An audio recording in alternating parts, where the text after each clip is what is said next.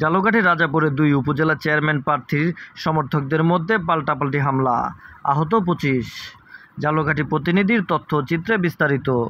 ঝালকাঠি রাজাপুরের পুটিয়াখালীতে দুই উপজেলা চেয়ারম্যান প্রার্থীর সমর্থকদের মধ্যে পাল্টা হামলার ঘটনা ঘটেছে।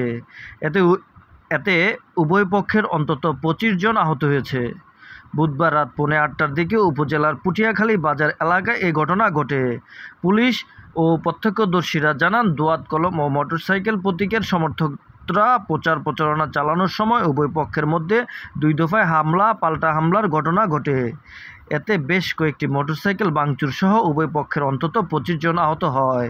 আহতদের মধ্যে রাজাপুর স্বাস্থ্য কমপ্লেক্স ১৯ জন ও বরিশাল সেবাচিমে একজনকে চিকিৎসা দেওয়া হচ্ছে। এছাড়া বেশ কয়েকজন বিভিন্ন স্থানে চিকিৎসা নিয়েছেন। ঘটনার পর উভয় পক্ষ স্বাস্থ্য কমপ্লেক্সে চিকিৎসা নিতে গেলে উত্তেজনা ছড়িয়ে পড়ে।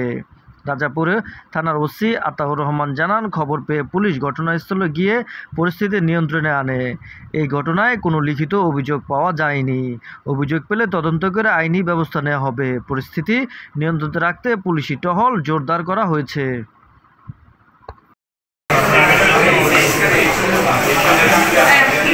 আমার এবং আমার ছোট ভাই রিয়াজের মাথায় আঘাত হয়েছে এবং পায়ে আঘাত হয়েছে, কবতেছে, আমার মাথায় কবতেছে।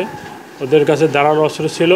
তারা ওই রান্দা, হকি স্টিক, তারপর চাইনিজ কুড়াল, তারপর লেজা, এইগুলো দিয়ে আমাদের লোকজনের উপর আক্রমণ করে।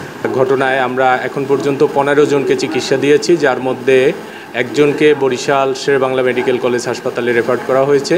৫ জন এই হাসপাতালে ভর্তি হয়েছে এবং বাকি ৯ জন প্রাথমিক চিকিৎসার সাথে বাসায় প্রেরণ করা হয়েছে। এর মধ্যে একজনের অবস্থা গুরুতর, তার হাতের একটা টেন্ডন ইনজুরি হয়েছে, পার্শিয়াল রাপচার হয়েছে। আর বাকি যারা এখানে ভর্তি হয়েছে তারা সবাই আশঙ্কামুক্ত আমরা বলতে পারি।